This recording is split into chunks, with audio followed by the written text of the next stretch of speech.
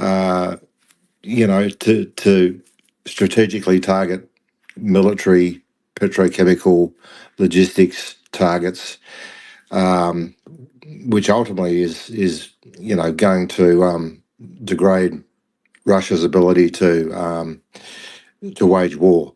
And if Russia decides that they're going to continue with this really just nightly acts of terrorism, well, that's Russia's call. But it isn't going to help to win the war. I think this is a sign of a very desperate regime, Mockers, unfortunately, and unfortunately, Ukraine and on this occasion, Kyiv specifically, is once again having to endure and suffer through another night of Russia's misguided attempts at trying to subjugate the Ukrainian population, which will never happen. But yeah, unfortunately, the folks there have got to deal with the fallout. Are you okay to talk, Marcus? Oh yeah. I mean, I'm in pain today because I had a trapped nerve untrapped yesterday, so everything fucking hurts today. So, yeah, expect me to be angry anyway. But gee whiz, I'm trying not to swear too much, but we're going to get there, I'm sure. I am absolutely hopping mad, fuming. This is just disgusting that we stand here or sit here and just fucking watch this absolute terror take place. I mean, who the fuck are we? That, we're just, oh, by the way, there's going to be a massive attack on Ukraine tonight. Can't do nothing. Can't help.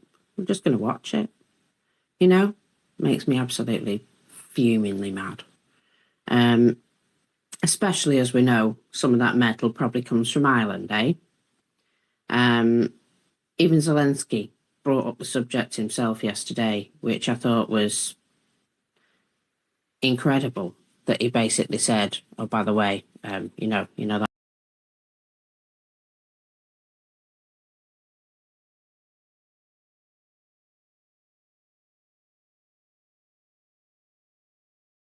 people."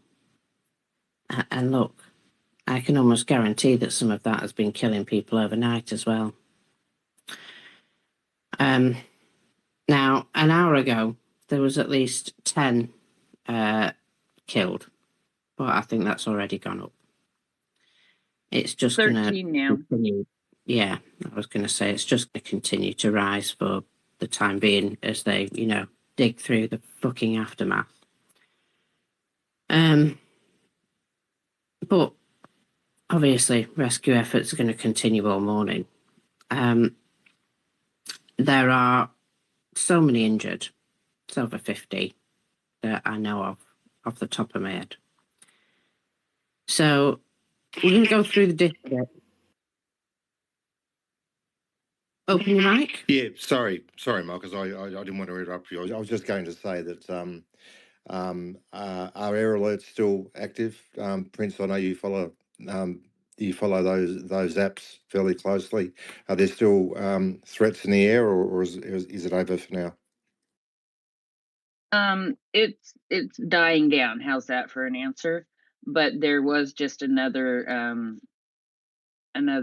Air Force notification in Telegram that tactical aviation is present again, and so there could be more missiles coming. So yeah, but Kyiv does not have an air raid on right now. Okay, well, that's something. Sorry, Marcus. Back to you.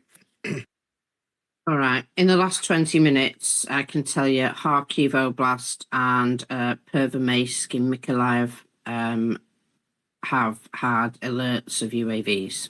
So, it's not finished. So by district, this is Kyiv in particular. Darnitsky district, there is a building just with a massive fucking hole in it. And you know what? It's entirely a residential building, nothing to do with the military at all, obviously. 5-story residential building, it's going to have to be pulled down because it's already partially destroyed. A 9-story building, the upper floors are on fire. The upper floors of a 16-story building and a bunch of private houses are destroyed. Shevchensky district, a fire occurred in the common roof of a 7-story residential building and a hotel building. So they were obviously, attached. At other addresses, there were reports of damage to another 5-story residential building and a fire in a further 5-story residential building covering an area of 300 square meters, and another fire in a 3-story non-residential building, but that could have been just shops, basically. The Golosivsky district, a fire on the technical floor of a 16-story building, so that'll be like, where the lift mechanisms are and things like that. Yeah. The Perchersky district, destruction of a 9-story residential building as well as a fire on the 1st and 2nd floors, covering an area of 200 square meters. Emergency services did manage to rescue 1 person from this building. Now, remember, anybody who's above a certain floor is going to find it very difficult to evacuate to a underground shelter unless they already did so, way before it started. So unless they made plans and went down to the underground or something like that, there's no way they're getting down those stairs and out that building before those missiles hit if they don't plan in advance. So you can guarantee that some of these buildings still have people in them. Some people have just accepted their fate and said, well, if I die, I die. And I can't be arsed running in terror all the fucking time. And I get it. But this is why there are still people in these buildings. Every last one of them a residential building, apart from, some shops. Oblonsky district, fire at the territory of a warehouse where a victim was brought to the emergency services by locals. The rescuers provided them with first aid. So they brought that person to the fire service because that was the only rescuers that were on site at the time. Svetochinsky district, damage to 2 private residential.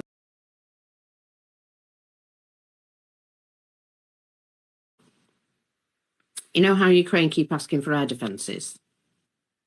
Well, this is why. This is why. Because it's, all-out war on their civilian population, and it just makes me really angry. A very heartfelt fuck Russia today. Russia deserves to fall into all its little pieces that it's terrorised over the years and be poor as fuck for the rest of its days. And I hope we see that happen. I really do. If they have no money, they can't build bombs. So let's make that happen. Let's just only trade food with them, and that's it. You can have food. That's what you're allowed. Food and some medicines, and the rest of it you can fuck off. I'm not doing any more trade with you because you're fucking terrorists. Oh, sorry, I swear like a sailor. So, the very fact that they can still manufacture these weapons, well, whose fault is that? It's our fault. It's Europe's fault. We keep trading with them because we're fucking idiots and we don't care that people die. Greedy, greedy bastards. And I tell you what, every last one person who is involved in this trade needs to be strung up by their freaking ears. I'm absolutely sick of it. Sorry. So, I mean, you know, no matter how Ukraine tries to reduce their potential to build these things, they can still do it to a degree, and it's only being used to terrorize citizens in their freaking homes. I mean, even if all these people, you know, nobody got harmed and everybody went to shelters, they're going to wake up this morning and find their homes destroyed. You know, what do? You come up out of a shelter where you've been sheltering all night, hoping to goodness that, you know, things are you're gonna still make it till the morning. And then you get up in the morning, you think, oh, thank God we're alive and thank God it's over. And then you find your entire neighborhood just decimated, destroyed. It just, you know, all your family memories gone, all your pets dead. You know, it's something that we over here in our unbombed, you know, luxury don't have to even think about, but we should, because it's only our inaction or our inaction to stop the actions of greedy, bad actors that allow this to happen. So, you know, be proud of yourselves that you're supporting Ukraine, but we must do more. We absolutely must do more.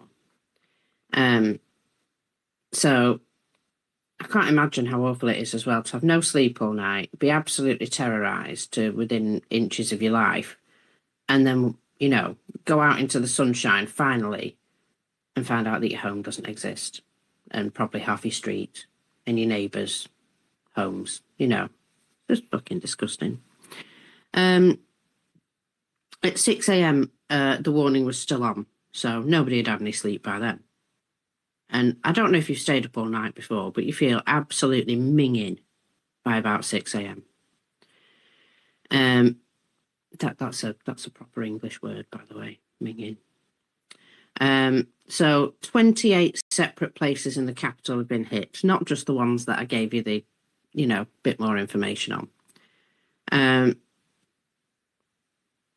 So just absolutely awful. It's light outside. Go on. Yeah, Marcus, I was just going to add that with all the news that's been coming in on, you know, different apartment buildings hit, the one thing that was particularly concerning was in the back channel I saw a mention of one of the shelters in Kiev. I think one of the shelters had partially collapsed, but there was no additional detail. I'm wondering if you heard any more about that. That's a real. I mean, it's all shit. I mean, it's all a worry. But if the actual shelters, the places where people go to be safe, if they've been compromised potentially, you know, through you know, months and months and months of these attacks, then that's obviously a big concern. Have you heard any more about that?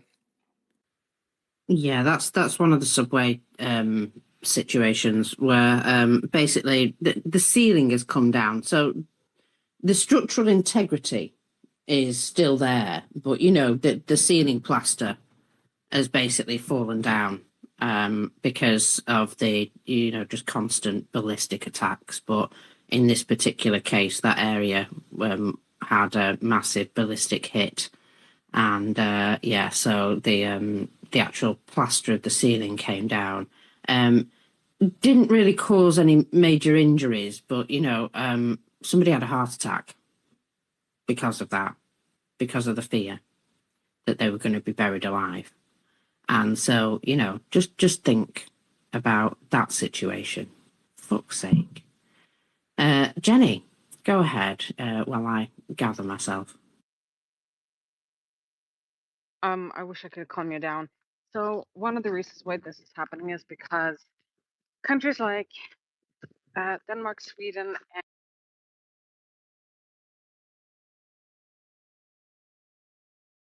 get harder on that. And we can't be afraid. I know I have seen reports that they now have military personnel on board. They have mounted machine guns and whatnot on these shadow tankers. Do what Sweden does. We have Gripen circulating when we're about to take one in. I didn't know that, but the Swedish government was kind enough to tell us that. So have your birds up in the sky to make sure that nobody will interfere when you confiscate the boats, because this will stop. At least it will slow down Russia's ability to attack Ukraine. That is a very small thing that we can do to impound their illegal boat. And I want to see more. And Sweden is like what, number 2, I think. And right now they're avoiding us too. We were doing so well there for a while. And I was Rachel was Rachel from Protective Volunteers. She tried to have a space yesterday regarding the new rules for how the foreign volunteers in defenders in Ukraine, and she tried to open her space at 9 p.m. in Ukraine, and she could not have a stable enough connection to do this. So it started at probably before 9 p.m. last night. That is good, what, 9 hours of just bombarding Kyiv, because she's in Kyiv. Just 9 hours of it. That is, I want people to think about that, because that is really, really, really fucked up. And this should not be happening when the war has started its 5th year. We, in the other countries around who are saying that we are Ukraine's allies, should be doing more so this can't happen. That, because it's fucked up. We all have lost friends, people we have gotten to know, and I don't want to lose any more, because just fuck Russia all the way off. Thank you. Thank you. I have a friend who's currently in Kyiv, and I've not heard from him yet. And, I'm just waiting to hear from him. So it's another reason why I'm pissed off. So people who have ventured out, they're just finding devastation. One housing complex was hit with missiles. Not missiles, with drones at the Dubrova Park complex. And, you can see just the entire side of the building. All the windows are smashed apart from about 3. Absolute effing mess. The car park's all littered with bits. Everybody's car's knackered. It doesn't just affect your life for the short period of time that it's on. All these people now are going to have to start piecing their lives back together. It was the Nivki metro station in Kyiv where the plaster fell from the roof after one strike directly on the street above and caused somebody to have a heart attack. Now, the people inside were just covered in chunks of plaster, so there was no major injuries or anything like that, but absolutely flipping terrified. Now, if you recall the National Film Studio and Archive that was targeted a couple of weeks back, which, is just disgusting, because it's just trying to remove Ukraine's culture, trying to erase Ukraine's culture. I mean, they can't, but the whole point is if they take away some of the physical things, it has an effect. It hurts people. Well, now they've attacked the nearby street, which bears the same director's name. So is the Alexander Dovzhenko. And it's just, Russia seeks to destroy all Ukrainian culture. Everything that's good about Ukraine, they hate. Boryspil, across the far side of Kyiv. Many will know this from the capital's main airport, was also absolutely fucking smashed overnight. It's a massive crater caused by one of the ballistic missiles. And the nearby tower block looks like, well, it looks like it's been bombed out, which it has, basically. Yeah, it looks like it should be, you know, in Bakhmut or something like that. Just what a fucking mess. Russia can't be hurt enough for this, as far as I'm concerned. As a country, they need to just break up into little pieces and be poor nations up until, you know, they no longer exist because the sun swallowed the earth, as far as I'm concerned. It's difficult to understand what what they're trying to achieve, because they're not going to break the Ukrainian people. They must know that by now. They must know that by now. With with years of attacks and years of targeting civilians, they must know that if that's their goal, it's not going to work. It's going to fail. None of these attacks are doing anything to degrade Ukraine's ability to strike back at Russia, and they will. We know that they will strike back at Russia. We've expected we've expected a big attack since the attack on the Moscow refinery, right? And it's been it was it was probably expected some time back. So which as you know, Marcus, was sort of started to I give cause for people to speculate about their, do they have enough missiles and drones stockpiled? Well, or are they just holding off on their their in air quotes retribution attack until they can build up enough numbers, which again would speak to their inability to to produce munitions sort of at pace. So the fact that it's taken them, what was it, 2 weeks since the refinery strike in Moscow? So if that's what this is, and they've had to wait this period of time, I'm trying to find a positive here, Marcus, in this bullshit. If they've had to wait this period of time to be able to launch something of scale that might have a chance of overwhelming Ukraine's air defences, well, perhaps they are struggling to to continue to produce missiles and drones. So, in a pretty shitty situation, that might be a positive. Back to you. Yeah, a really shitty situation, absolutely. So it has taken them a while to save up this amount of missiles. Yes, you're absolutely right.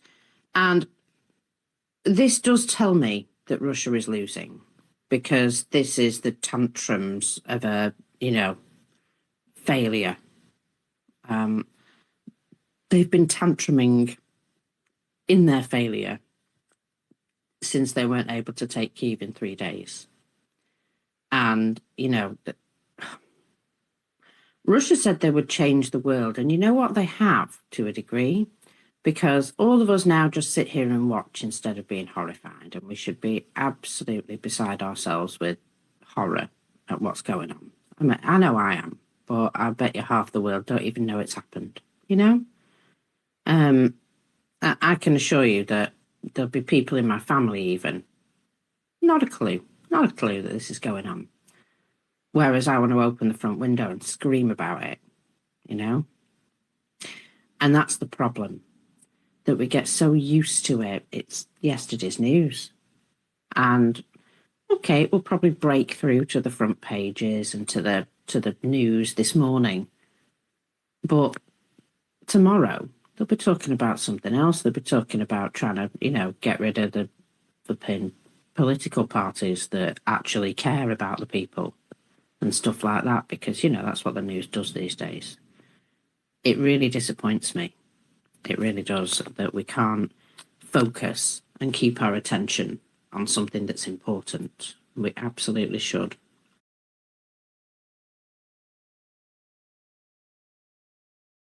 Based on what I've seen in the past, Marcus, on Australian national news, maybe it'll get 45 seconds, a minute of coverage, and then they'll move on. And it is frustrating, and it shits me, but I don't know how to change it. I've just heard from the person I know in Kiev, so that's something. Oh, that's good. They're all right. They're alive. They're alive enough to type an angry message, so yeah. They're alive. While we're here, let's please remember that it's not just the citizens going through this. The firefighters, the medics, the people who are running towards the danger. You know, I can't, excuse me, I can't thank those people enough. I'm sorry, I'm so relieved. I'm just crying my eyes out. I apologise. No, you're all right, Marcus. Don't just take a minute. Yeah, it's I wonder if Russia actually in waging war the way that they are, in targeting civilians the way that they are, and the way they've they've been doing all along, really, and they're continuing to do it. I wonder if now they aren't. I mean, this is probably as much wishful thinking as anything. If they aren't actually shooting themselves in the foot, in the sense that we've seen that Ukraine's neighbours, other European countries, are becoming bolder. Not nearly as quickly as they should, but they are. Well, it seems to me, becoming bolder at drawing a line in the sand. We're seeing it in the UK in stopping ships, and Sweden and sort of other, I think Denmark as well. I could be wrong there, but countries are now starting to actually be a bit braver, in terms of helping maintain the sanctions. At least there's a whole lot more they could be doing. They could be launching aircraft, and they could be helping take these bloody things down. That's what they should be doing. They're not there yet, and I wish they'd hurry up and get there. But I'm wondering if, when Russia commits horrific acts like this against innocent civilians, there's no strategic value in what they did overnight. This isn't waging war. This is terrorism. And it isn't going to work. But I do wonder if, at some point these sorts of attacks are actually going to prompt some of Ukraine's neighbours to be braver. That's probably not the word I'm looking for, but that's the one I'll use. Some of Ukraine's neighbours to be braver and actually, help more, actually get more involved. What do you think? We all need to be a hell of a lot angrier. We don't hate Russia enough. We absolutely don't. Sorry about that. It's not often I cry. It's not often I get upset, but I was just like, oh, thank God. Thank God he's okay. Yeah, of course, of course. Just, yeah, awful. And I'm over here in the luxury of, not having my house on fire. I have no idea what his apartment might look like this morning, but it affects us all who have a heart and who care. The air defence in Dnipro seems to have protected Dnipro quite well, but Ukraine's been smacked in almost every part of Ukraine. Kyiv. So yeah, almost every district in Kyiv has had some sort of damage, which is it just goes to show, doesn't it? When you look at the heat map thing of where they've sent all their missiles, they basically all went to Kyiv because, that's going to make a difference. Just death and destruction in the capital, that makes a difference, doesn't it? That's just going to immediately make Ukrainians want to make friends with Russia or give up in some way. No, it absolutely is not. I'd just like to point out as well, Cosmopolitan thriving capital city in Europe, and we're just sitting about with our thumbs up our asses. We need to be a lot angrier. We really do. So I'm I'm gonna move on to the other direction, because it was not all one way, of course, last night. And if I carry on looking at Kyiv, I'm just going to get more and more upset. So rather than listen to me swear and fucking mould over here, let's find out what the fuck's on fire in Russia, because F those guys. Crimea. I don't think they've got any power in Simferopol again. So Simferopol power station knocked out again. Sevastopol, Kerch, Saki and Fedosia all under attack.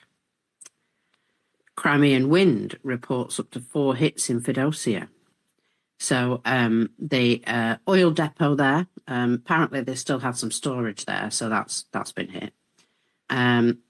There was other hits on higher ground, closer to where air defence and radars are located.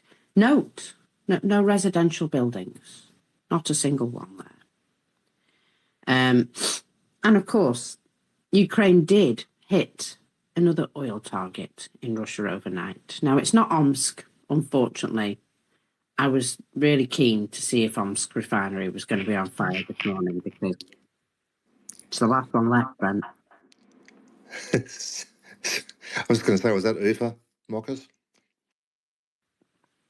The one that actually got hit is Nizhny Novgorod, the Kostovo refinery. And it's absolutely raging with fire there. I wouldn't call that flaring. So it's a Lukoil plant in Kostovo. It's well alight. And, well, apparently, Russia promised that people would have reduced gasoline queues today. They might not be able to keep that promise. In fact, they have lots and lots of other problems. So let's just have a look at those, because fuck those guys. So I'm just going to get rid of a few things out of my bookmarks that I can't talk about, because I'm going to cry again.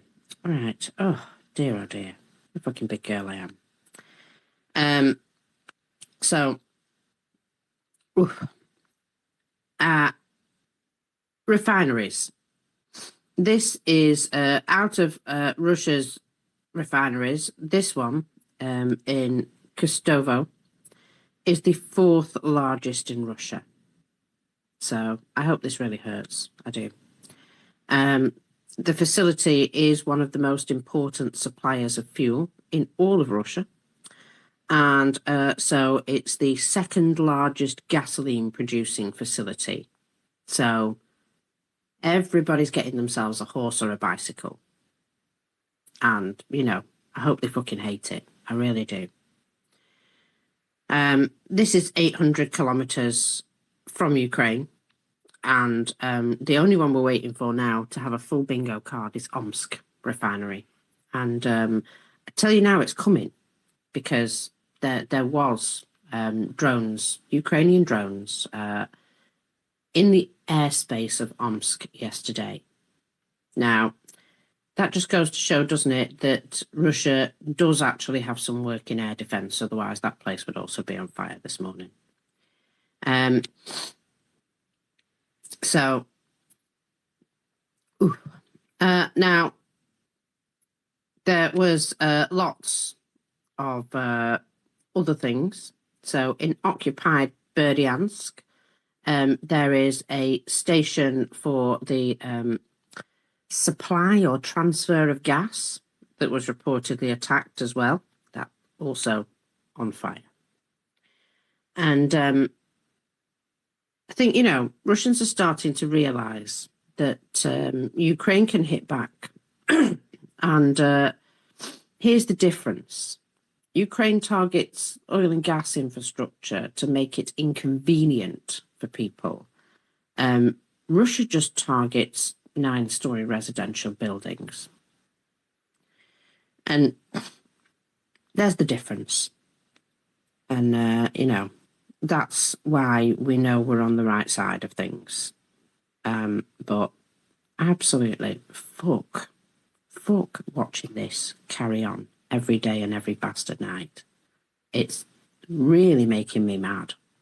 I'm going to start putting my new passport to work and go slap some heads, because it's just too much. You might have to post me bail money at some point, because I'm so angry about this. I apologise. Unfortunately, overnight as well, 5 medics and drivers were injured because one of the ambulance stations was hit. Because, you know, also a military target. Massive fucking war crime, that. Massive fucking war crime. Yeah, when they hit first responders, that's unforgivable. I mean, so any targeting of civilians is unforgivable, but the double tap shit, the the hitting the first responders is just yeah, I don't have words.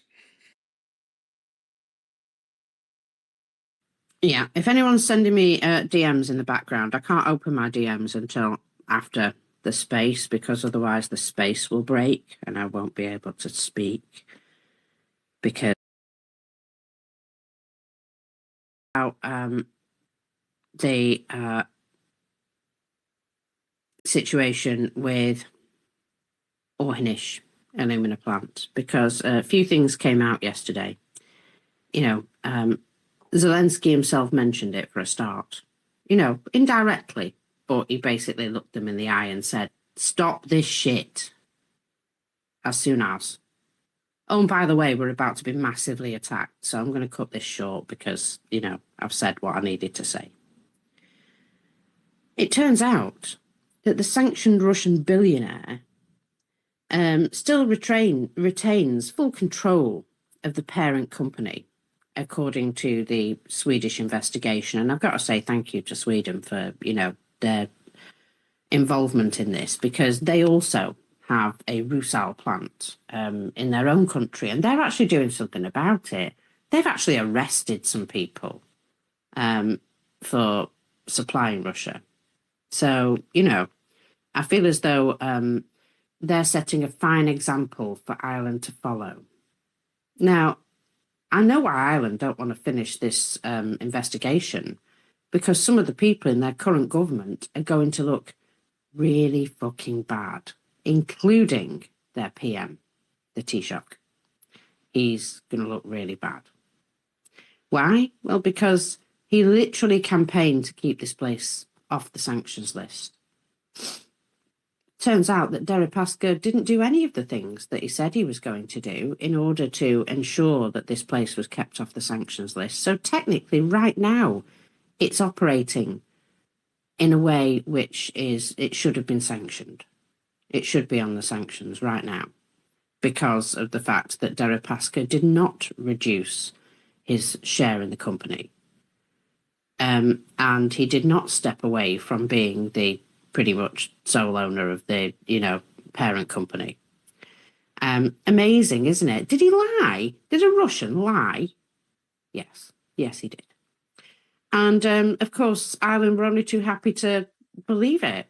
They never bothered to look or do any due diligence on it. So they just went, oh, thanks very much. That helps us out, yeah.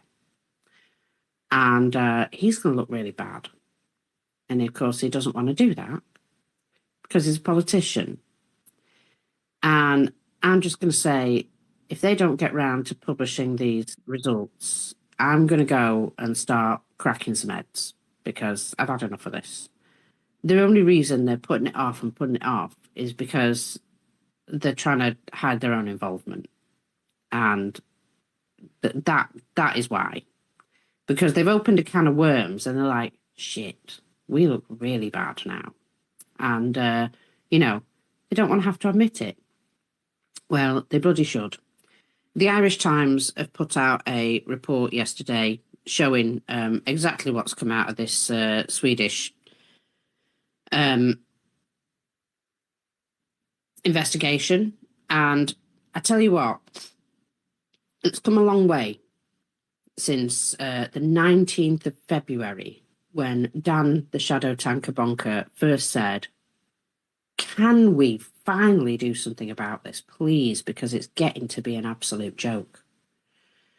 And I got to say thank you for everybody who's been getting involved, because we are coming up to the end game. But it's not over till it's over, you know? It's not over till this product stops reaching Russian shores. The very fact that Zelensky himself was urging the Irish government to cut off supply to Russia.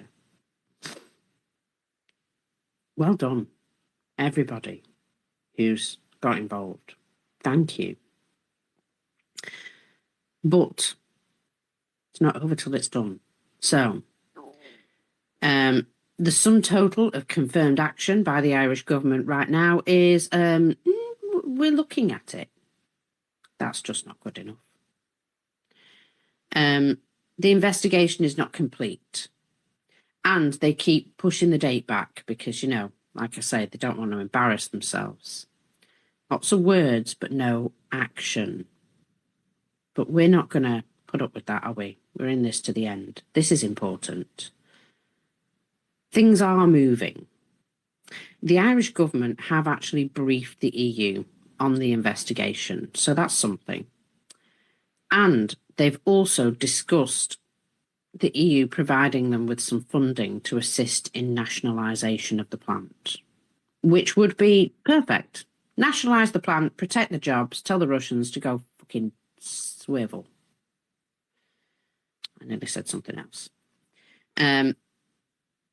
Second, there is an agreement which has been put forward earlier this month to firm up what they call closure costs for the Russian side. Basically, if they decide to close the plant out of, you know, just pure spite and F-uness, and I mean, if it was going to be nationalised, they don't really have a choice. They wouldn't close the plant. But they keep saying, oh, we'll close it. We'll close it then. Fuck you guys, we'll close it. If they were to do that, the Irish government has said, okay, if you want to close the plant, here's a massive bill for the environmental cleanup.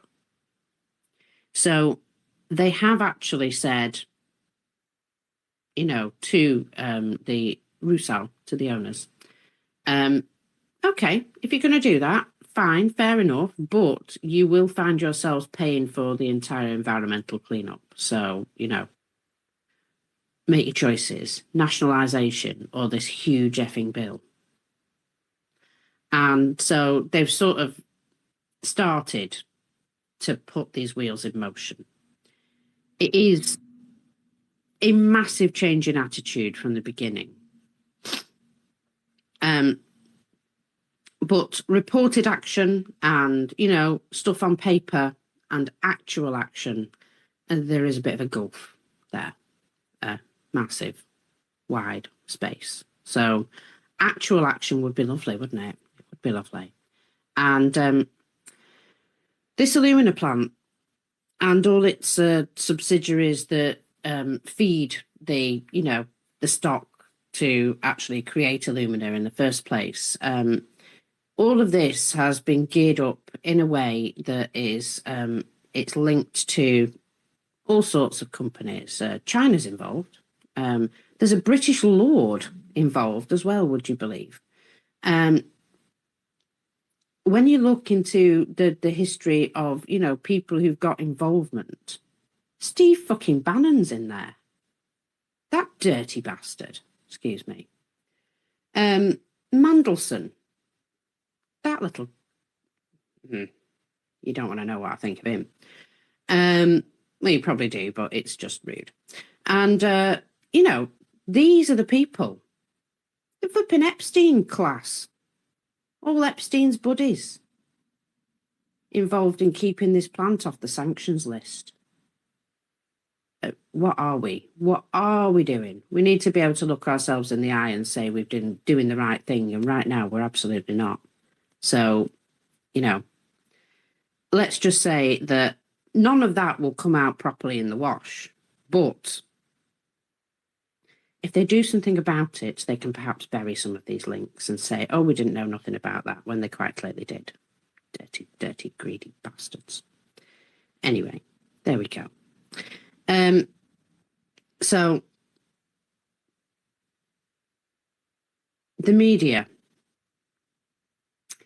have been doing great work on this, especially the Irish Times. But note that for some reason, some things are suppressed on this site. And Dan the Shadow Tanker Bunker is receiving loads more engagement than the original Irish Times article. So can we please make some effort to try and engage with the original article? Because they're struggling with reach on this hell site. And I think we need to go and share them some love, because, you know, it's all very well and good giving Dan the attention, good man and everything, for, you know, starting this snowball rolling down the hill. But go and give the Irish Times some love, because they've done some real good investigative work, and they deserve some fucking flowers too. And it's real, you know, suppression of the algorithm, and it's obvious. So I think I'm done with my anger right now. Go ahead, Brent. Yeah, just to add a little bit more to that, Mockers, the Irish factory and the attacks that have just occurred, the Kinzel, which would have been used last night, as a solid rocket fuel engine, which uses powdered aluminium as its propellant.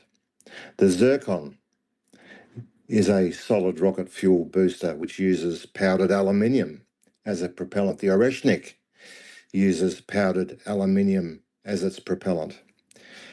So the connection between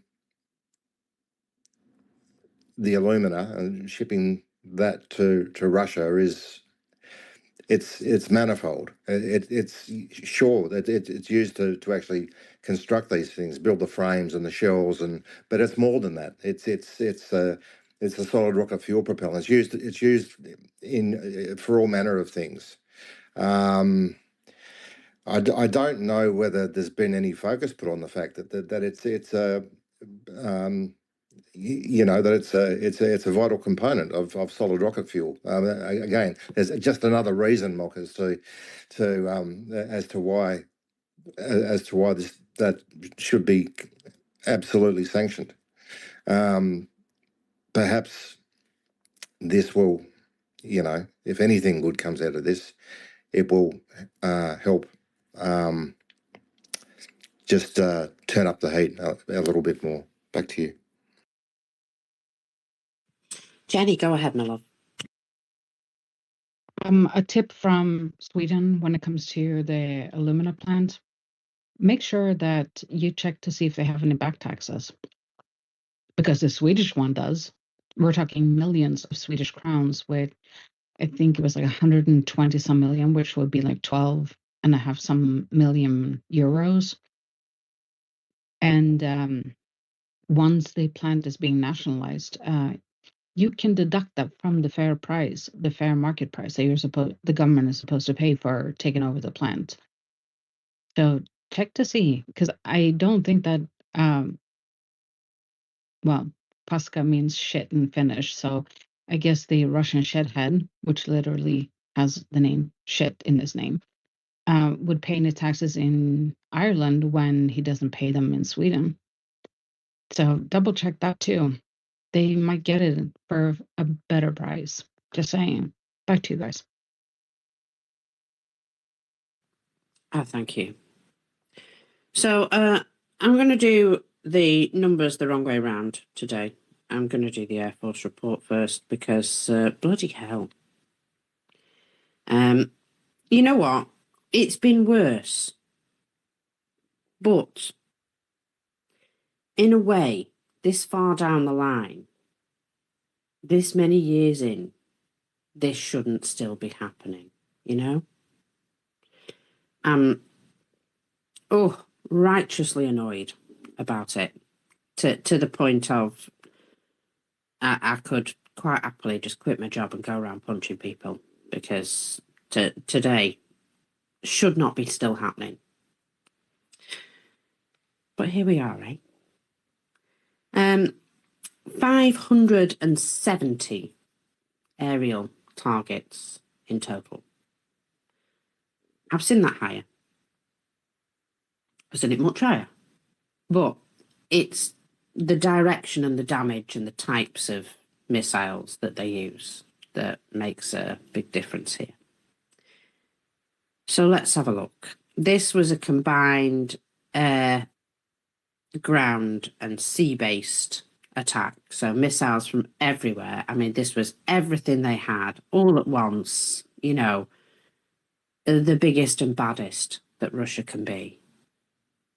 Except it still didn't measure up to some of their previous attacks. So, you know, small mercies. 48 of these items were missiles, I believe. Oh, hang on, no. 48 of the missiles were shot down. Let's just have a look at exactly what there was, though. 74 missiles in total and 496 UAVs.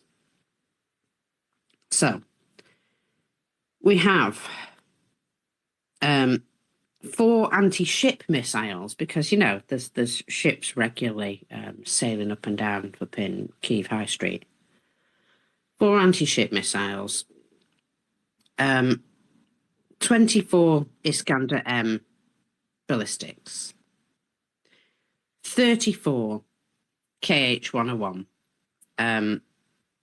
cruise missiles, 8 Caliber cruise missiles, and 4 KH-59-69 guided aircraft missiles. And of course, 496 UAVs of all fucking types. So, 48 missiles were shot down. So we've got 4 out of 24 Iskander ballistic missiles, which is not a great ratio, is it? But ballistic missiles are literally in the air for minutes. You got a very, very small window of opportunity to shoot them down. And that's the problem. Without the PAC-3, without enough of them, Ukraine really has no chance in shooting most of those down. And they didn't. So 20 of them got through, which is why you see so much destruction this morning. 32 out of the 34 KH-101 cruise missiles were shot down, however. That's fabulous. 8 out of 8 Caliber cruise missiles were shot down. 4 out of 4 KH-59-69 guided aircraft missiles were shot down. So you can see it really is only the ballistics and, unfortunately, these anti-ship missiles, these 4 Zircon anti-ship missiles, which Ukraine have not been able to shoot down, you know, and do a good job with. Out of the UAVs, 496, 476 were shot down. So again, really high ratio there. Incredible work of the air defence. Good Lord, those people are absolute lifesavers. So according to information as of 9 a.m. this morning, which would have been, just under an hour ago, 25 ballistic missiles and 12 strike UAVs were recorded hitting 33 locations. There's the fall of down fragments at 18 further locations, and information about a number of the missiles, which appear to have just gone astray, is still being clarified. The attack does continue with several strike UAVs in the airspace. Do not ignore alarms. And that is the message from the air defense report. But as you can see, absolutely fucking heroic shooting down of most of those missiles.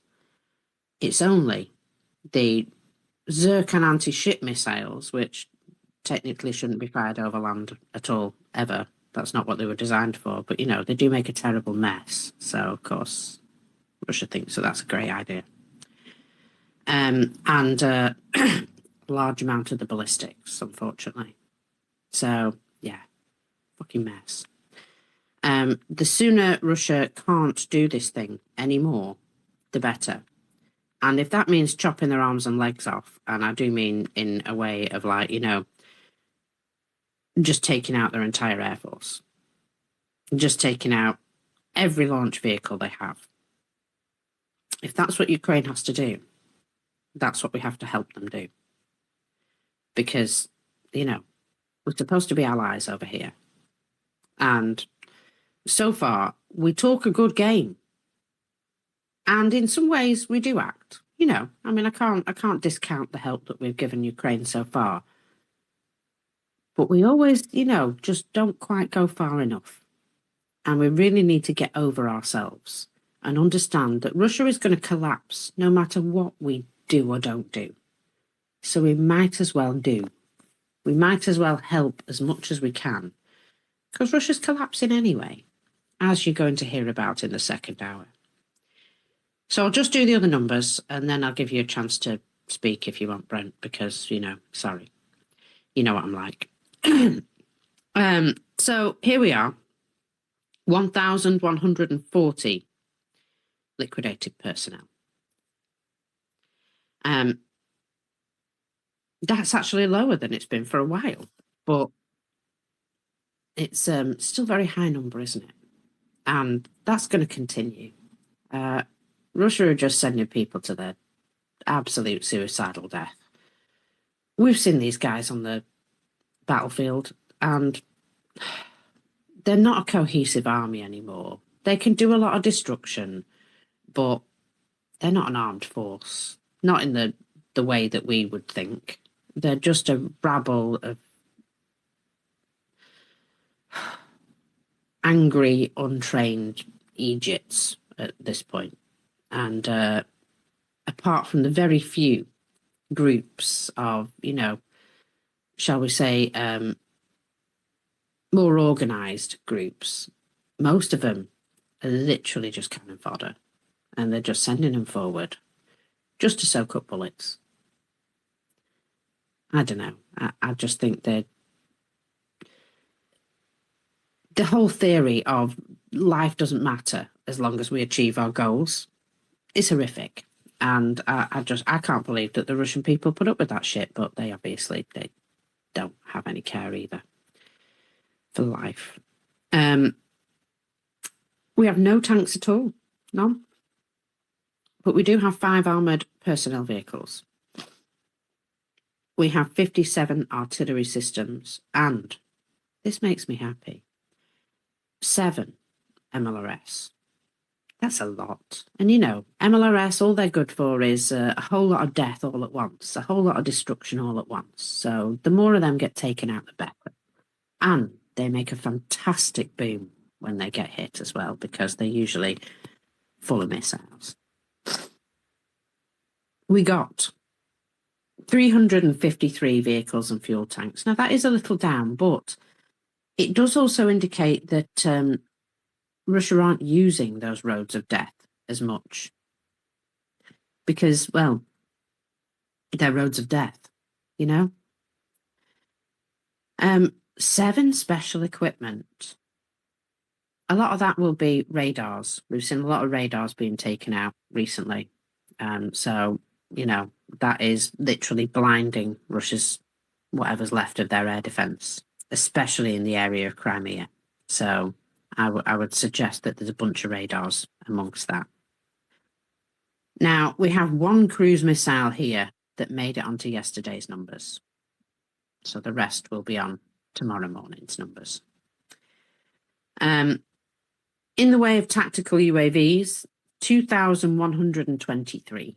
So stupidly high How is Russia able to field all these things? Because too many of us are letting them have the products and stuff to be able to do it. That needs to fucking stop. That really does need to stop. I mean, come on, we know China's assisting them. We know North Korea's helping them. But if the rest of us could just not, this would be over an awful lot faster. India as well. Oh, well, yeah, but, you know, India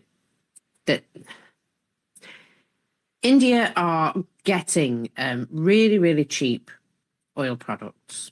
They're not necessarily supplying loads of war materials, but they probably are able to give them some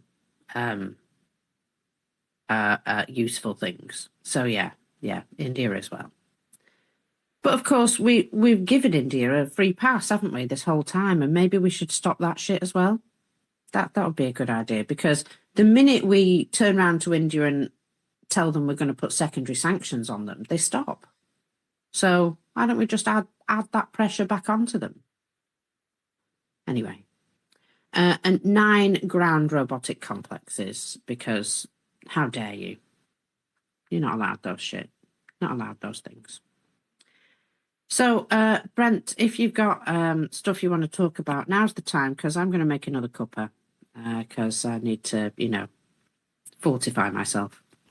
Yeah, thanks, Mark. As well, yeah, I've got a few things. I did have a question though, because I don't know the answer to this, and this obviously relates to what we've just seen, and the fact that the ballistics, as we expect, you know, the ones that got through, the Ukraine have got really good at taking out most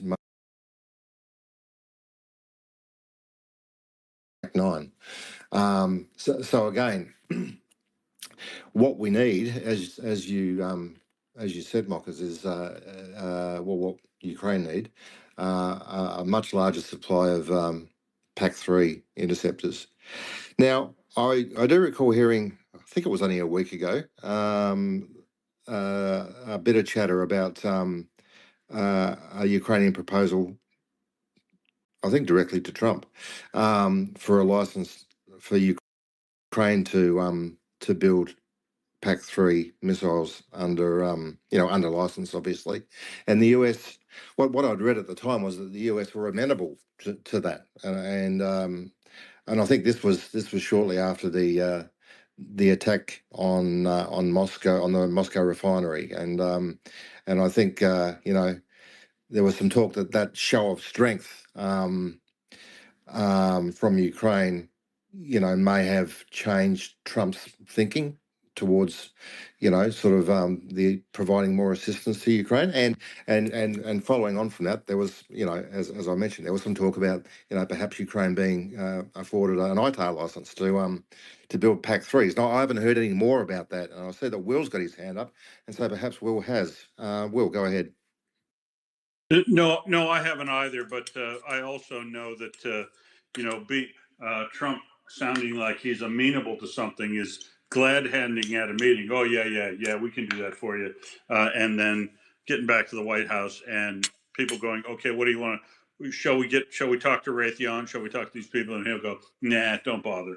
But if that didn't happen, and they do intend to move on with that, the next thing we'll see is some license agreements between Raytheon and Ukraine, and those license agreements are pretty standard, so it shouldn't take long if it's going to happen. But really, I'm pretty sure they would have tabled that in the White House as another promise that Trump never intended to meet, because I just think unfortunately there's too much history in here and form that suggests that Trump actually is not a fan of Zelensky and won't do anything to help Ukraine if it helps Zelensky.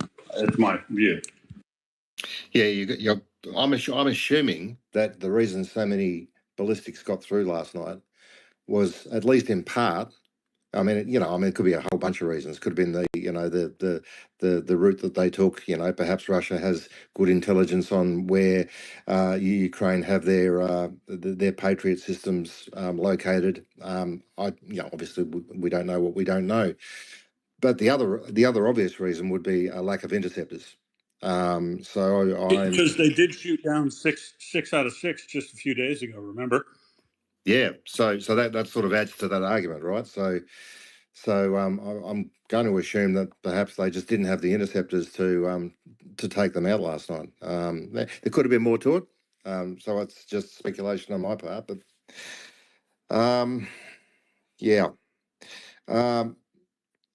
It isn't just the US that has a license to create these. Obviously, Japan do. There are other countries, off the top of my head, I can't think of them, but there are a handful of other countries that I know down here we can't, but there are other countries that can produce them. But ultimately, no matter where they come from, the US has to sign off on them being provided to Ukraine. So you've still got that same issue in the White House potentially. Will? And I believe, correct me if I'm wrong, but these are ballistics from Smolensk, Bryansk, up and Kursk, up north of them, right? Fired. I think I didn't read the report yet, but I think these are Iskander M's mostly, or fired from. Wow, 24 Iskanders fired from Bryansk and Kursk. So flight time is what, 5 minutes, Brent? So you really don't have time to set up and intercept Iskanders and S-400s if they're going to fire them from that distance into Kiev. The key is having time on target data, and I bet they have that right now. Right now, when those things fired in Kursk and Bryansk, they would have known exactly where those locations were from the time they fired. And if you've got FP7s in the back of your kit bag, FP9s or ATACMs, and they're going to have all this soon enough, and they'll probably be able to take these launchers out as they fire. But until they do, I just remind you that the United States still has the bulk, probably in the range of 750, 800 ATACMS missiles that are surplus to it, but it still never gave any. It gave a small amount of them to them in 2023, 24, but they've got ATACMS long-range missiles here with cluster munitions that would be ideal for taking out these Iskander launchers as and when they are fired. But Trump doesn't want to help Ukraine take the ballistics out on the ground. And I think their flight time's probably too short to really expect a good Patriot engagement. Plus the fact that, as you said, I think they've expended, they have to be very careful using up their Iskanders. Using up their PAC-3s because they don't have that many. It's a shame this keeps happening, though, and we haven't given Ukraine the capability to strike back sooner. But we're patient. We'll get there. Yeah, it's I don't know if you were on the space when we were talking about the fact that we have been expecting a large attack from Russia since the refinery attack in Moscow, and that was a couple of weeks ago now, right? So the fact that it's taken them this long to launch an attack of this size is, as obviously as horrible as it is there something positive to be taken out of that, Will?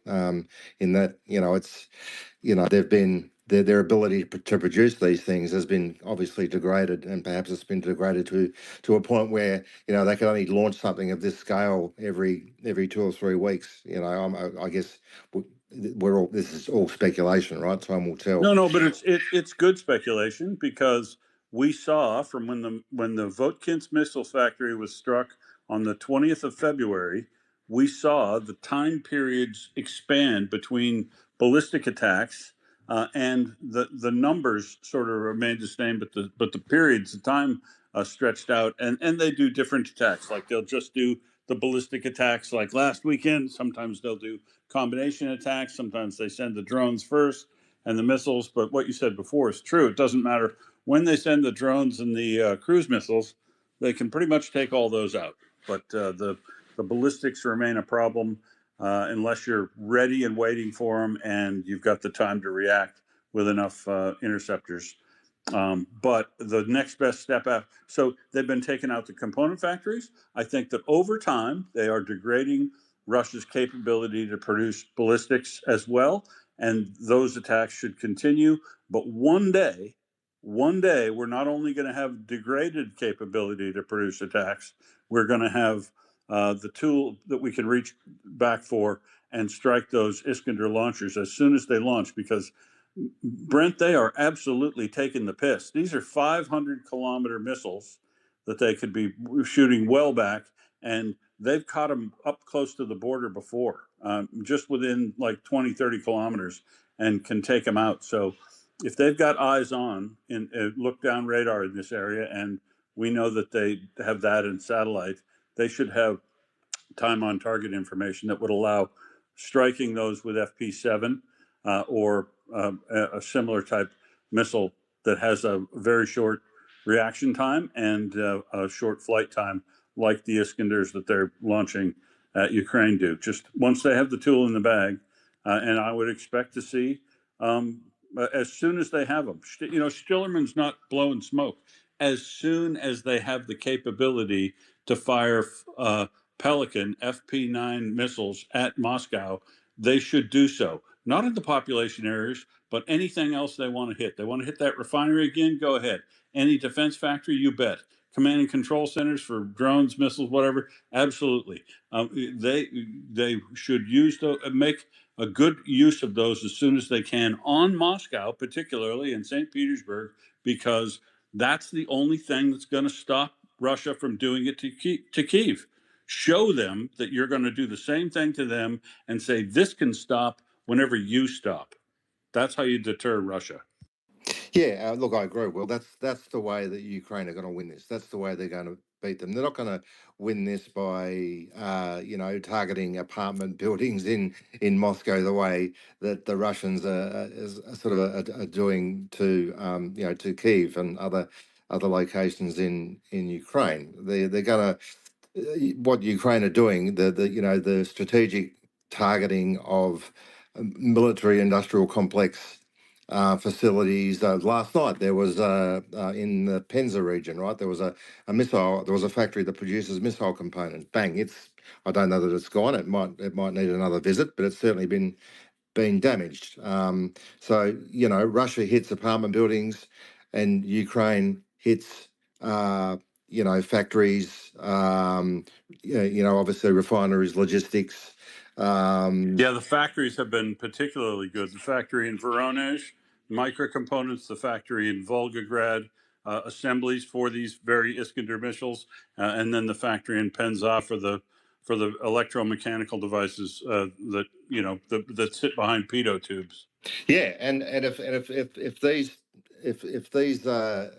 this targeting of strategic facilities is if it's the key to slowing down, and one would assume it is the key to slowing down production of sort of new missiles and armaments, which is going to slow down, which is going to degrade Russia's ability to launch more of these these kind of large scale attacks, then Ukraine are on the right path. Then they're on the right path to win. I agree.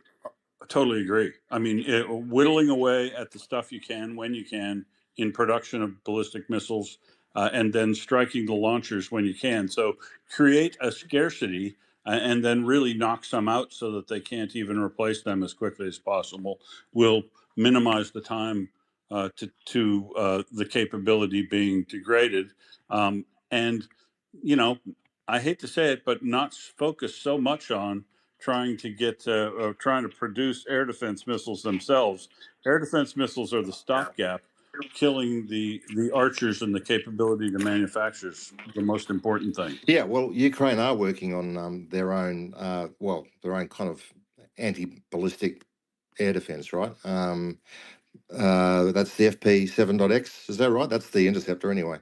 Yeah, but see, look at the problem with doing that. Using up FP7s in packs of 4 to use them as air defense missiles, when I think they'd be better used to target airfields where the UPMK bomb planes are flying from, and where the Iskander and NS-400 launchers are. Target archers with the FP7s. But, they're smarter than me. I'm sure they're doing what's the right thing. Yeah, I think they need to be doing a lot of different things at once, which is obviously what they're doing, right? I mean, if it wasn't for their own indigenous development, you know, Ukraine. It's funny when you still hear the narrative that you know, if it wasn't for the US saying if it wasn't for us providing equipment, then Ukraine would have lost this thing. No, they wouldn't have, because Ukraine have been helping themselves. They've been the interceptor drones that Ukraine have been developing. And right from the beginning too. I mean, that is just the stupidest, most incorrect statement that's callous you can imagine. They stopped these people where they did without any significant amount of U.S. hardware and equipment. And when the U.S. finally did give it, it was old and needed rework. And hey, that's still good equipment, but it was Army surplus, and it was 115 billion dollars worth of army surplus that really filled a hole, but it was all Ukrainian innovation and capability that made it function. And to make that statement was asinine on his part. And if they want to, at any time, see, they'll produce these FP7s at any time. America could hand over about 800 of those missiles in the still surplus ones. They're literally still sitting there and could be handed over to Ukraine. But no, America's going to pay tens and hundreds of millions of dollars to dispose of those things rather than hand them over to Ukraine and let them use them up. Yeah, it just makes no sense. Makes no sense at all.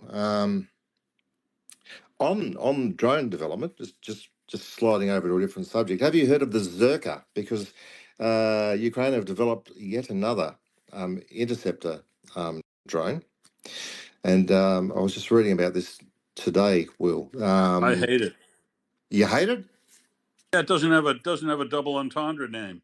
Well, Zerka means well, you would know better than me, but I believe it means star in Ukrainian. Zerka. Any Ukrainian speakers out there can correct me if I've got that wrong. But it's been developed. It's yet another indigenous development, right? Developed by two Ukrainian companies, a company called Noctis, and they've been responsible for the development of the software, the interception technology, and automation functions. And how would you pronounce this? Vyriy. And they're providing the funds. They've put the dollars up, and they're also assisting with scaling up manufacturing. So this particular drone it's another interceptor drone. It's $2,000 is the unit cost of this drone, which is absolutely awesome. It's got a maximum speed of 340 kilometers an hour, which will allow it to intercept most things except for the Garand 3s. It wouldn't chase down a Garand 3, which I think they can do 500 to 600 kilometers an hour. Doesn't mean it can't intercept a Garand 3. It just wouldn't be able to chase one down.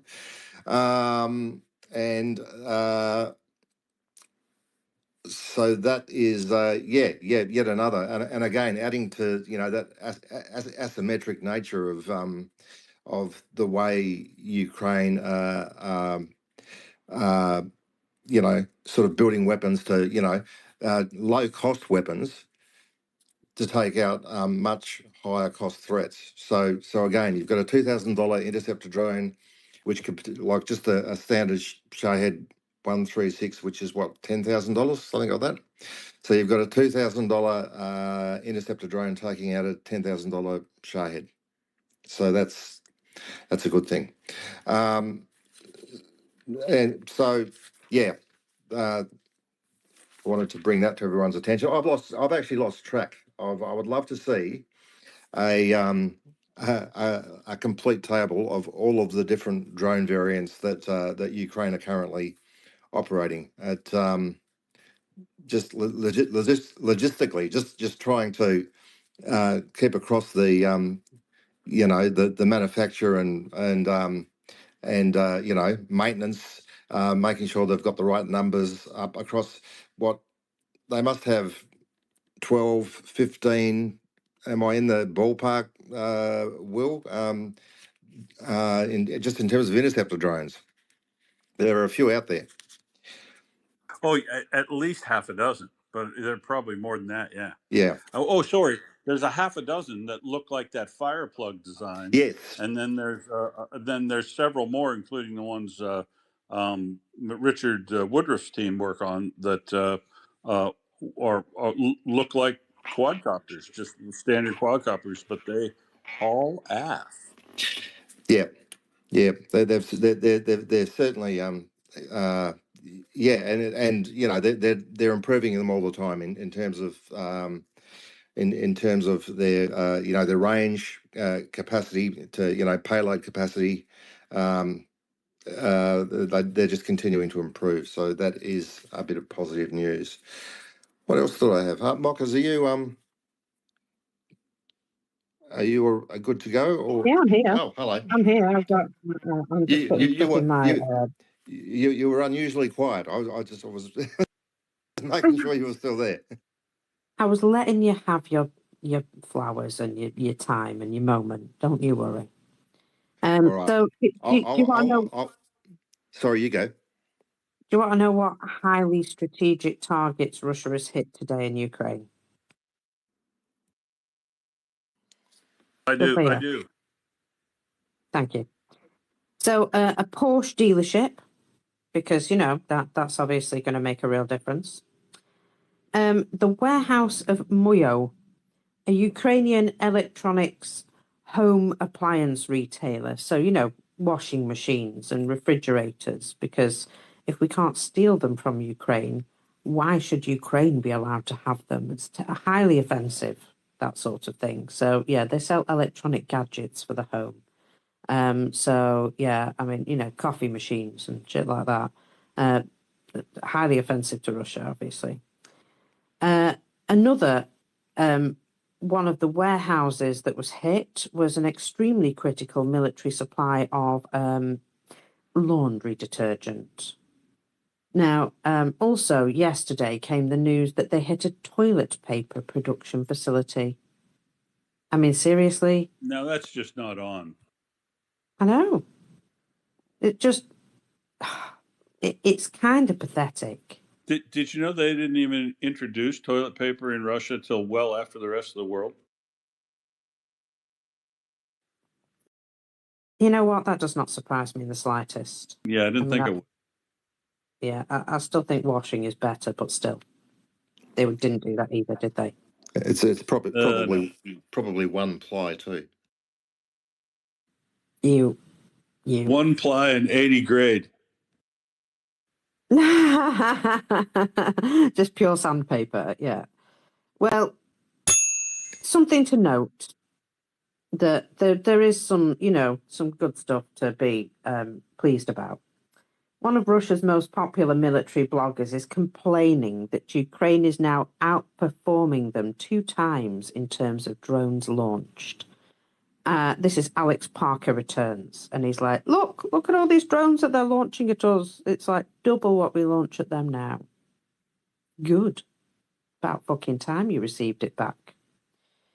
And he also notes that they have made, in his words, a qualitative and quantitative leap, and that Russia is now suffering because the results of the war are just outside their window, rather than, you know, over there.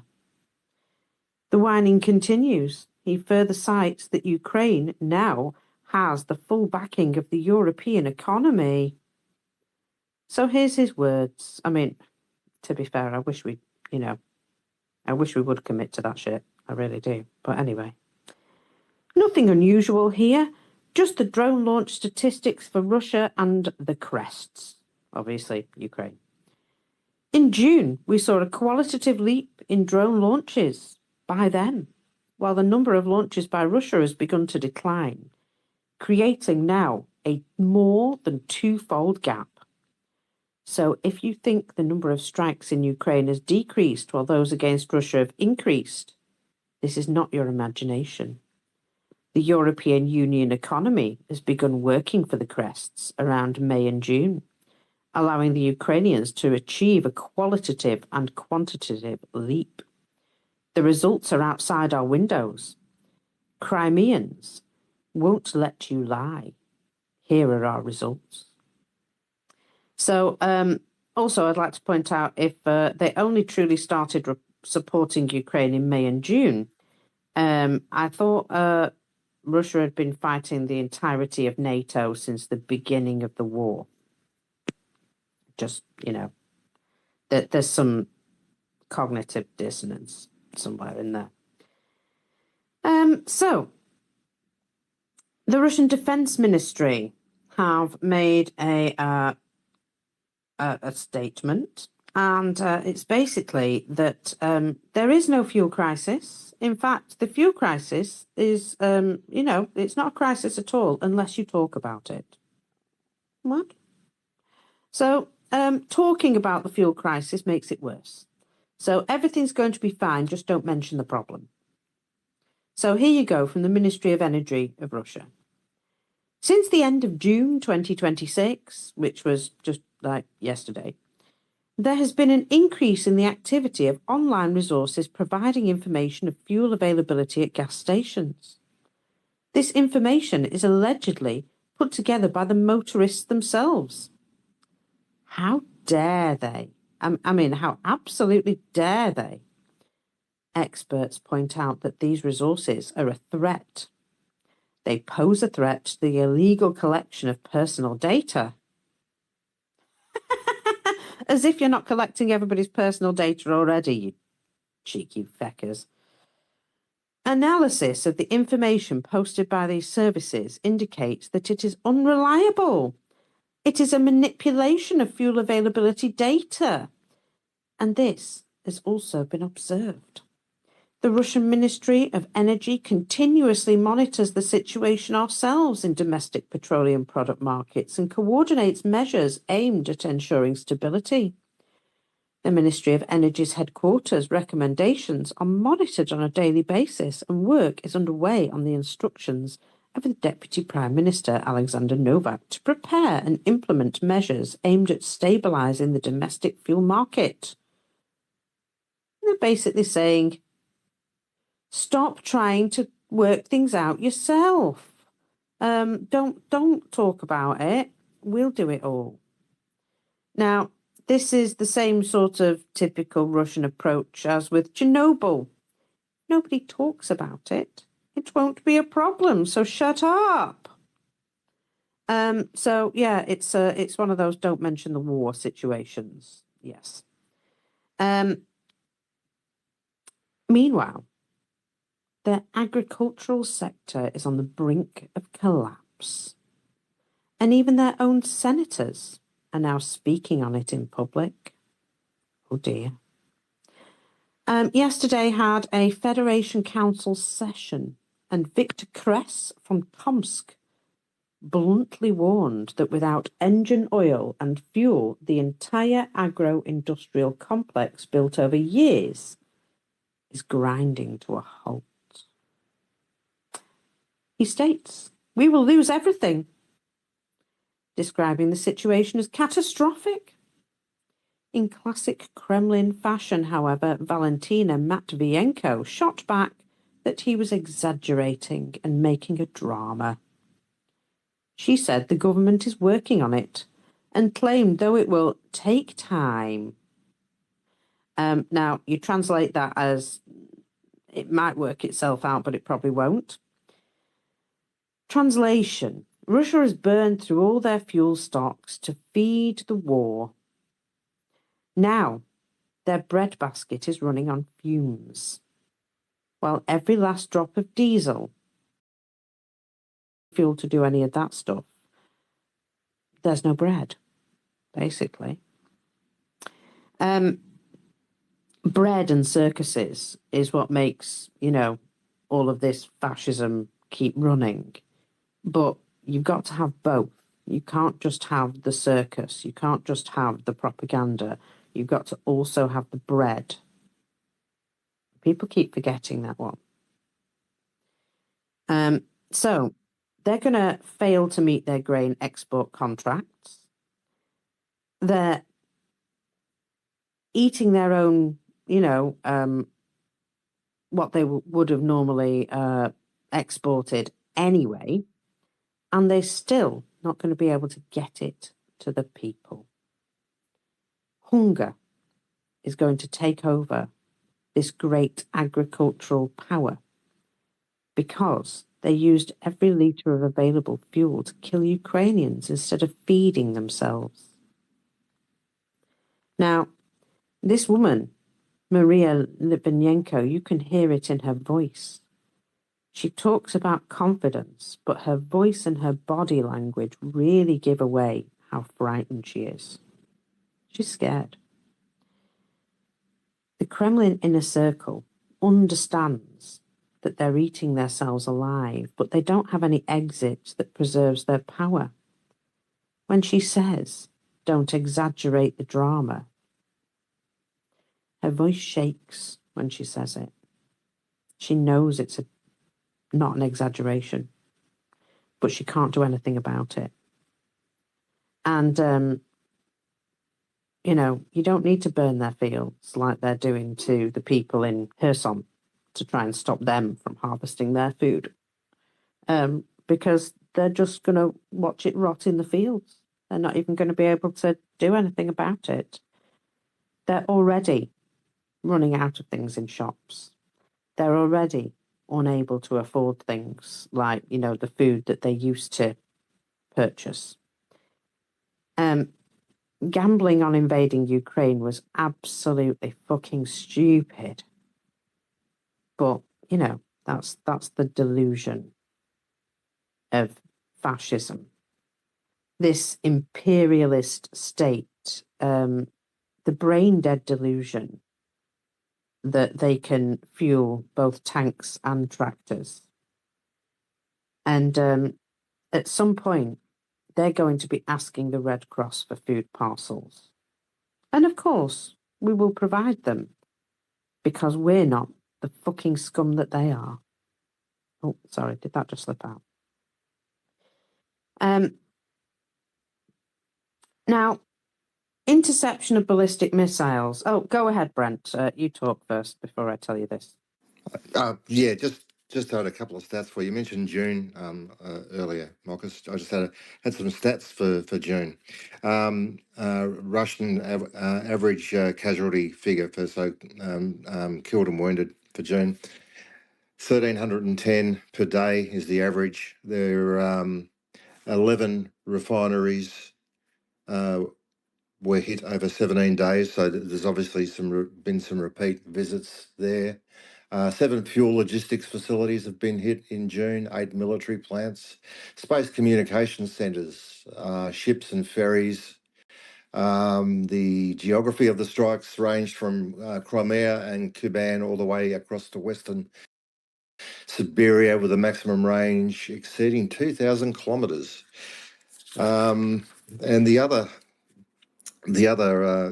grim milestone that we've hit that was reported in The Guardian today was that we've now ticked over a combined total, Russia, Ukraine, of 2 million casualties. It's 2 million killed and wounded. It's about 1.4 Russian and between 5 and 6 on the Ukraine side, which is a lot.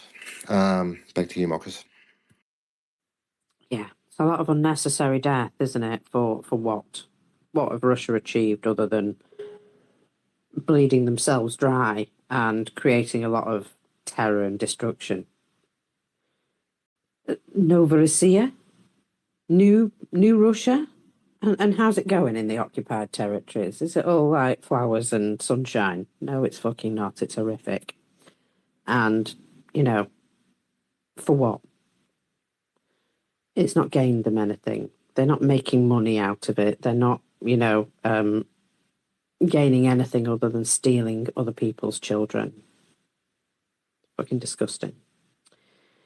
So, the Russian Ministry of Defense reported something yesterday, that they had shot down an unknown Ukrainian ballistic missile. Now, this is something that I think Ukraine might have a new missile. there is a suggestion that they've been testing the FP9. I don't know if that's the missile that we're actually looking at here or talking about here, but there's been a few times this has been mentioned now. And one of the things that Dennis Chitillerman said is that the FP9 is all but ready to go, apart from the fact that it needs a viable engine. And they're testing engines, particular, different types of engines for it. Maybe this is what they were doing. But yesterday, Russian channels noted that a ballistic missile was shot down in the Moscow region. They said that, not Ukraine. And Ukraine did not give us a video of a flamingo taking off, and the Russians know what a flamingo is, and they would have said it's a flamingo if they knew what it was. But no, they just suggest that a ballistic missile was shot down, intercepted in the Moscow area. Now, there's that much fucking air defense in the Moscow area that, it's very likely that they would intercept a single ballistic missile. But it's just worth noting that there is, a suggestion that Ukraine fired a new missile at them, which reached Moscow and was shot down. Air defense does work to a degree, but it's just worth keeping in mind that Ukraine may just well be testing a new missile at this time. Hopefully a ballistic one, because fuck those guys and all their war machines. And the faster Ukraine gets the ability to knock all those war machines out, the better. Now, you noted the Space Communications Centre in the Moscow region, that it's been hit now for the second time. And the Defence Forces of Ukraine have now confirmed they hit the main technical building, some large antennas, and a tower that carried a parabolic antenna was also destroyed. Now, these things may not mean very much to you, but apparently these things are expensive and not quickly replaced. It can take up to 6 months to rebuild these things. So, good. I hope it really fucks up their communications. Ukrainian drones also struck yesterday the first communication hub, Rubin, of the GRU, General Staff of the Russian Federation. There is obviously, this is part of this site that we were talking about. And it shows there was a dish on the roof, which is just a mangle. And none of the windows are present in this building. And somebody goes inside the building and looks outside, and you can still see that there are a number of dishes still standing around outside, but the buildings around these dishes are, shall we say, a little bit scorched and battered looking. So that's what happened at that location. Now, Ukraine also yesterday hit a scientific research institute of physical measurements in Penza. Believe it or not, they make war stuff. Yes, they do. Iskander, bits, even. They also took out one more bridge on the Mariupol to Donetsk highway.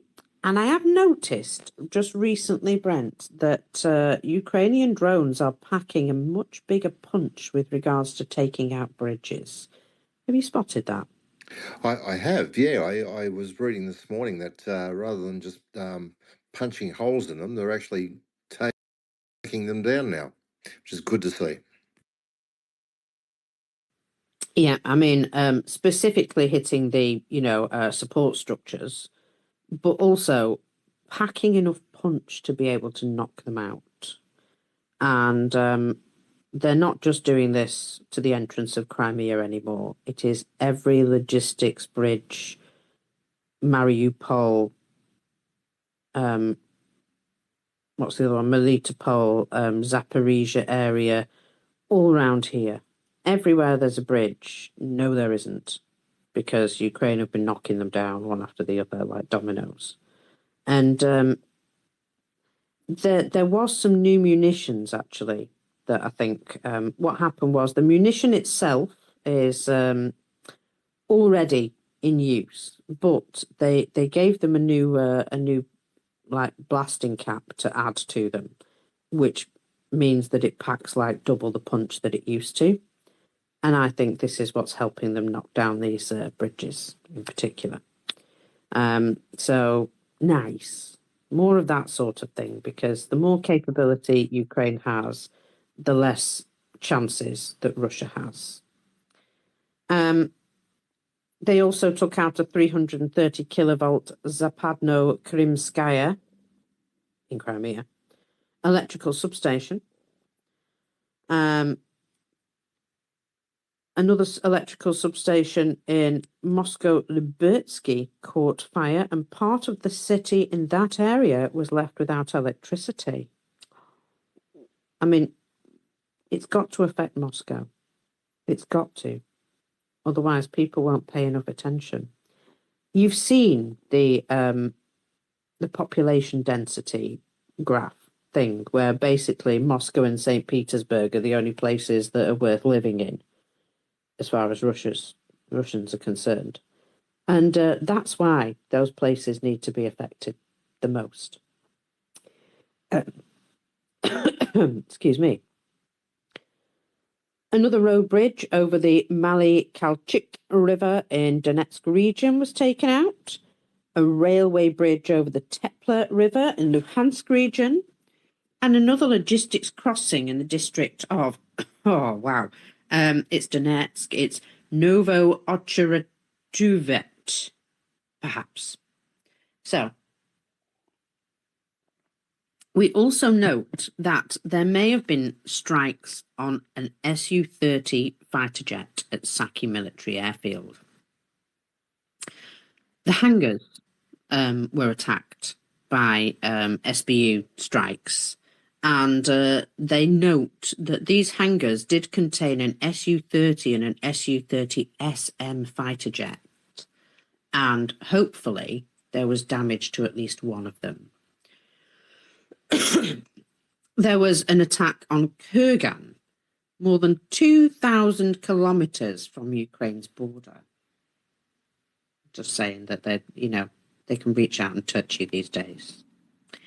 Something was burning in Tula near the oil depot / railway station distribution center. Mockers, let me take you back to Kurgan for a second. Go ahead.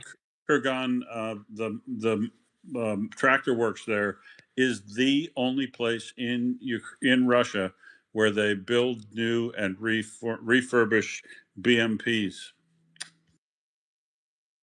the armored fighting vehicle. Nice. So we'll probably see a few less of those then, by the sounds of things. Yeah, I mean, and it's not something that's going to affect them right away, of course, right? But remember, and armored fighting vehicles aren't being used in that great a number anymore. So it seems like something that they're hitting now that they might look to be wanting to have an effect later. Yeah, absolutely. I mean, if you can't use your infantry fighting vehicles, then you're not getting your infantry moved around very quickly, are you? So there's that. By the way, did anybody see the little... it's like a mini helicopter drone that carries a person. I mean, at the moment, it's only like a mock-up type thing.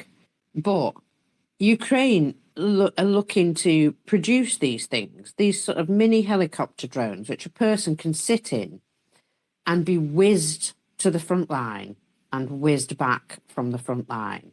So, I was talking about electric bicycles yesterday and saying that a couple of them had gone to Ukraine, and the unit that had received them were like, you got any more of those? Because they were really useful for exfil and infill of our guys to the front line. Because, you know, rather than them having to walk the whole way, they could whiz there on this electric bicycle, and it was safer as well because it's faster. And also they're silent, pretty much. So, you know, nice stuff. And I'm just thinking, I wonder if Ukraine can have a word with, like, you know, a a company that makes electric bicycles, and say, you know what, that would be those would be really good. But I just saw this little like individual mini copter thing to take infantrymen in and out. Yeah, it was like a little bubble, right? Like a little perspex. I did see that this morning, I think. Is that the one? Yep, Yeah, I got my order in. Yeah, it looked pretty cool. nifty AF. Yeah, nifty as. And that just, I looked at it and I was like, ooh, that's really clever. And they look to hover like, you know, only so far above the ground because you don't want to be flying like super high in these little things. But I just thought, isn't that really clever? And it would save your legs. You know, you would turn up fresh at your front line. Shut up and take my money. Absolutely. Yeah, one of those. Super nice. So I like that. Did you know that in June alone, the defense forces of Ukraine just hit just 11 Russian refineries. Just 11 Russian refineries. Yeah, I did know that 11, and it's not the bottom 1150 of them. It's the top. It's the top 32, and 9 of the top 10. So very good work. Absolutely. Omsk, how long do you think before they hit Omsk refinery, Will? Well, I heard there was a drone that made it there today, and of course, they have hit Omsk twice before in August of 2024. But the problem is the coefficient for kilograms of mass of kilotons of explosion per vehicle kilometer traveled, coefficient of warheads on foreheads just isn't high enough. When you fly a Ludi way out there in 2024, it can barely carry a pack of smokes with it. So it's still it is a sympathetic target, and it is an ideal target, I would think, because of the distance for an FP5. I wouldn't waste an FP5 on our refinery generally because they are so sympathetic. But you've got to have something that's got some, at least a significant enough explosive power to burst multiple process units or tankage, and then set them on fire. And like I said, when the first piece of fan fiction came out in 2024, it said FP, those flamingos, when those become available, I'd fly 4 of them into Omsk refinery. The first 2 would be high explosive, and the 2 that follow would be incendiary, and you could take the entire facility out. And my birthday is coming up. We'll let the armed forces of Ukraine know that your birthday is coming up. Yeah, I put it on my wish list for Budanov. And On your, isn't it? Don't you mention it in your weekly meeting with Budanov? Can't confirm or deny. I was just going to say, speaking of return visits to refineries, UFA got hit, and that would have been the second hit on UFA. Will, is that's actually it was the second hit on the third refinery. This time they went after the lubricating oil refinery. There's 3 big refineries in UFA. They all make about 7.5 million tons a year. One feeds a petrochemical plant for plastics and polymers, that then some of it goes across the river into Yelabuga, and the second is a fuels refinery, and the third is a lube oil refinery. And this one hit the I think it's Ufa Bashnet, and it was the lube oil refinery this time. So they're after everything. And yeah, so there should be. Now, also, Ukraine is now using new guided aerial bombs. There are 8 Ukrainian developers, and Fedorov has confirmed that 2 of these developers have produced some really good stuff, and so they're now really happy with this situation, and they're now they've chosen 2 of these developers, and it looks as though they're going to be moving forward with these 2 particular developers, and the other ones will probably catch up. But these now are in regular use with the armed forces of Ukraine. So that's lovely as well, because it's about time Ukraine caught up with these guided aerial bombs, sorry, that, Russia has been using guided and unguided against Ukraine just to completely flatten frontline positions. And it's about time they got them right back in their faces. Well, and of course, they have been using the Hammer and the JDAM ER, but they got such limited numbers from us that they had to produce their own. How good is it that they set up 5 different manufacturers in competition to come up with the best design for the money during a wartime? Our military procurement in many countries can learn something from that. Absolutely, couldn't they? And maybe it's about time we listen to Ukraine a lot more. Also, Ukraine is now testing something based on lasers. Pew-pew lasers, yes. Laser air defense. And I think this is something which they're wanting to integrate into their new Freya system. Remember, we've had all sorts of these laser systems bandied about. The UK has one, apparently, that works quite well, burns a hole in whatever's coming in its direction. And Fedorov has now confirmed that Ukraine's laser air defense is starting to produce results. So that sounds really fucking nifty, doesn't it? I mean, lovely.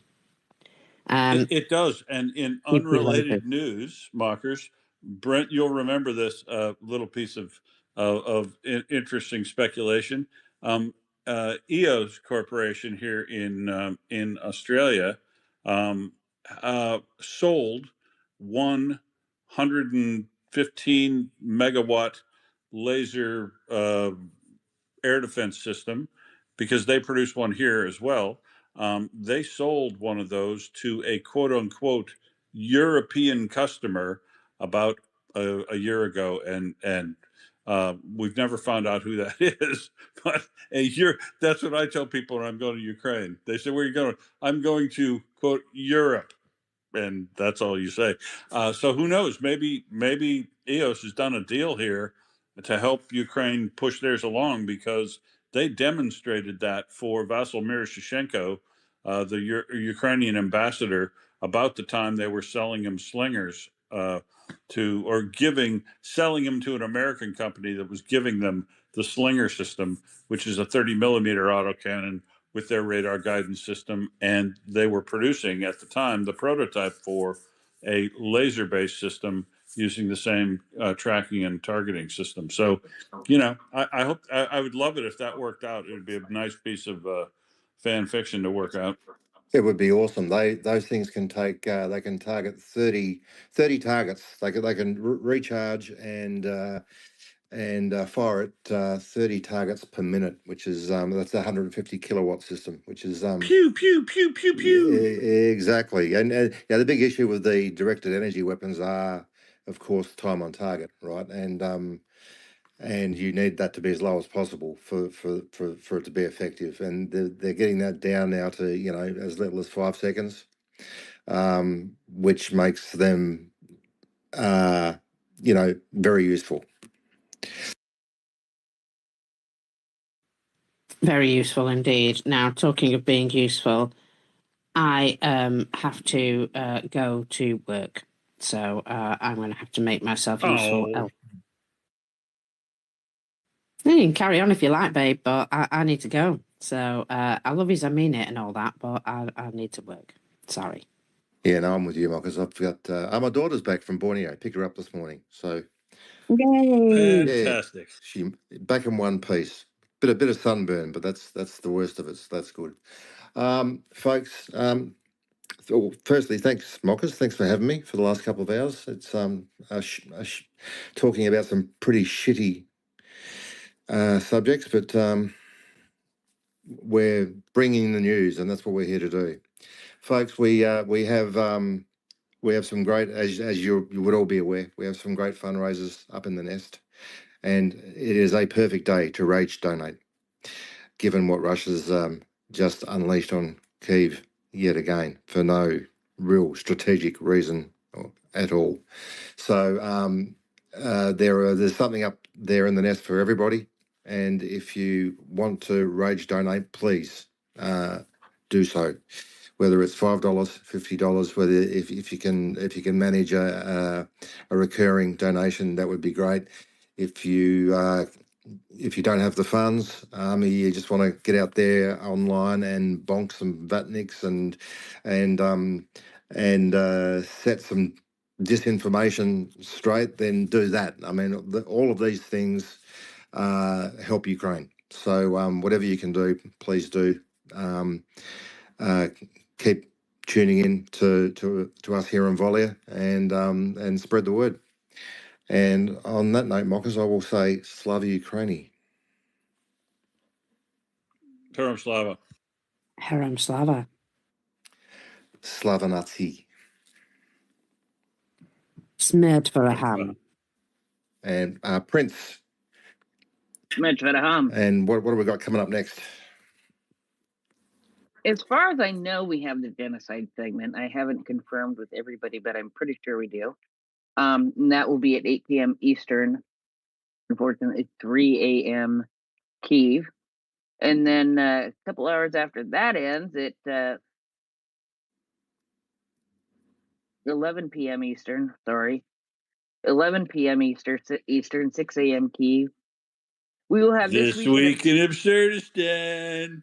This week in Absurdistan, and for 3 hours, and then at 2 a.m.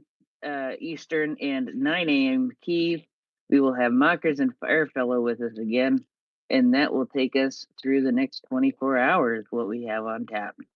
So with that, though, I think that it is time to close us out, right? So I will